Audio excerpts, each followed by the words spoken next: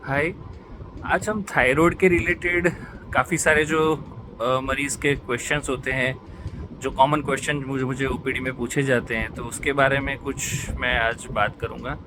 तो सबसे पहला क्वेश्चन जो होता है जो मरीज़ को, वो सबसे पहला ये होता है कि डॉक्टर साहब मुझे थायराइड ब्लड में है या फिर गले में है। तो देखिए, थायराइड की जो ग्लैंड होती है वो गले में होती है, मतलब जहाँ से बनता है थायराइड की जो बटरफ्लाई मतलब कि पतंगे के आकार की जो एक ग्लैंड होती है जहाँ से थायराइड बनता है, वो आपके गले में होती है, जो यहाँ पे ये जो है।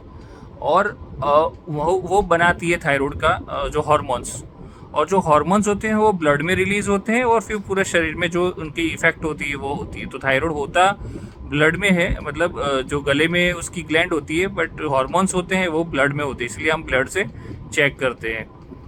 दूसरा क्वेश्चन है कि मुझे कौन सा थायराइड है, गीला वाला थायराइड है या सूखा वाला थायराइड है।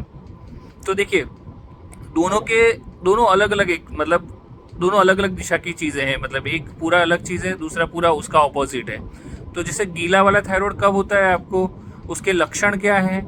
तो आपका जैसे वजन बढ़ जाना, आपको कमज़ोरी लगना, आपको भूख नहीं लगना, आपको महीने में प्रॉब्लम होना, आपका आपको जो ठंड है वो थोड़ा ज़्यादा लगती है, आपको कब्जी रहती है, आपकी स्किन ड्राई रहती है। तो ये जो सब लक्षण है वो आपके गीले थायराइड, सूख जो गीले थायराइड मतलब कि भाई जो फूलने वाला थायराइड होता है उसके लक्षण है, वजन बढ़ता है और उस तरह से।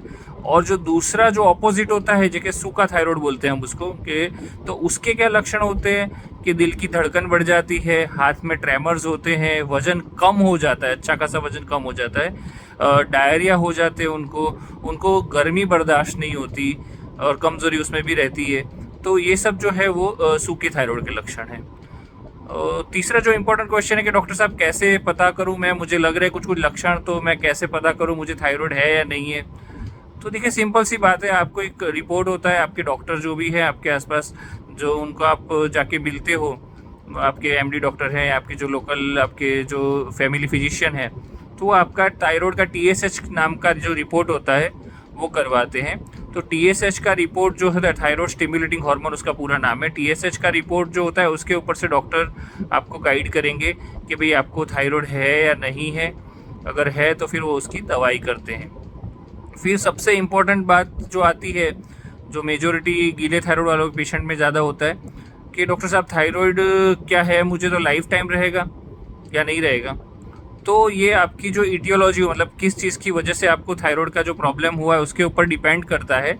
बट जैसे मेजोरिटी ऑफ द टाइम ये ऑटोइम्यून हशीमोटो थायराइडाइटिस की वजह से थायराइड की बीमारी होती है, मेजोरिटी ऑफ 100 में से जैसे 90 लोगों को उसकी वजह से होती है, और वो लाइफ टाइम होती है। तो मेजोरिटी ऑफ द पेशेंट को थायराइड जो होता है, आपने देखा होगा आपके आसपास भी, तो लाइफ टाइम रहता है, आपको लाइफ टाइम दवाई खानी पड़ती है।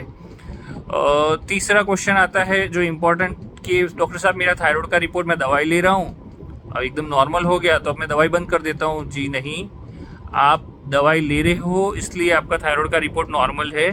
आप दवाई छोड़ देते हो तो आपका रिपोर्ट जो आपका जो थायराइड का फिर से रिपोर्ट ख़राब हो जाएगा और आपको फिर से तकलीफ़ें शुरू हो जाएगी।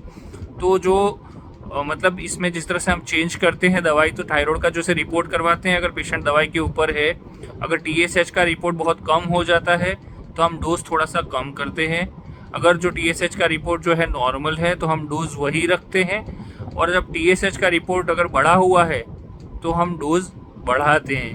तो डायरेक्ट आपको मतलब ये डिसीज़न नहीं लेना है कि अगर जैसे कि आप कई सारे पेशेंट में मैं देखता हूँ कि भाई थायराइड का अब तो नॉर्मल आ गया मेरा, तो मैं अब दवाई बंद कर देता हूँ क्योंकि अब मुझे ज़रूरत नहीं, और फिर थोड़े दिन के बाद, जो थोड़े महीनों के बाद ऐसा होता है उनका फिर से बढ़ जाता है।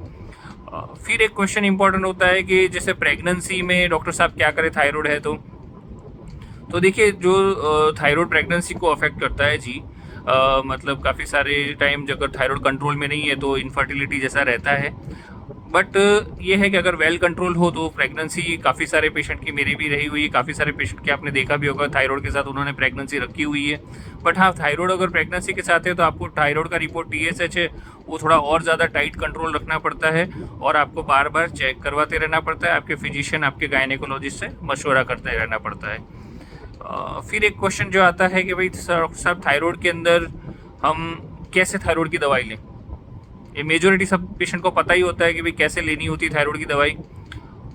हर रोज़ हम सुबह में थायराइड की दवाई जो है बेसिकली हार्मोन है, तो ये किसी भी चीज़ के साथ लेते हो, जैसे आपके खाना खाने के साथ ले ली तो वो काम नहीं करेगा।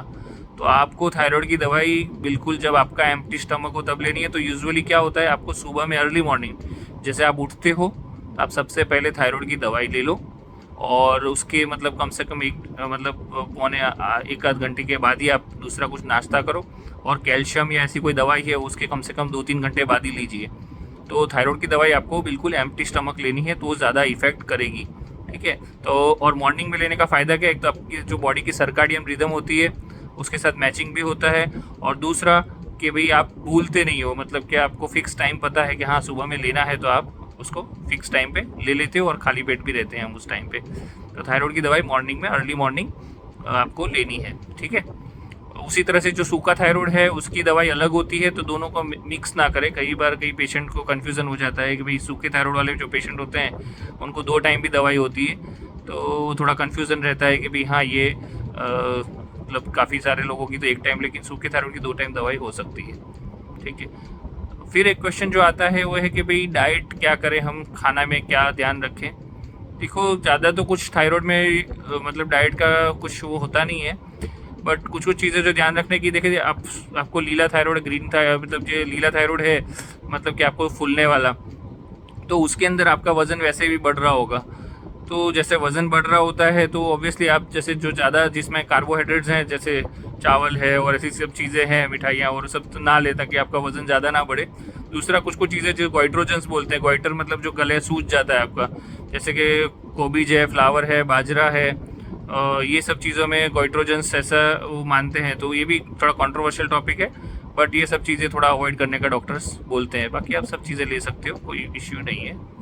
आई होप कि मतलब जो मेजॉरिटी ऑफ द क्वेश्चंस जो थायराइड के रिलेटेड हैं आपके, उसका मतलब इसमें आपको आंसर मिल जाएगा। Thank you. हाय,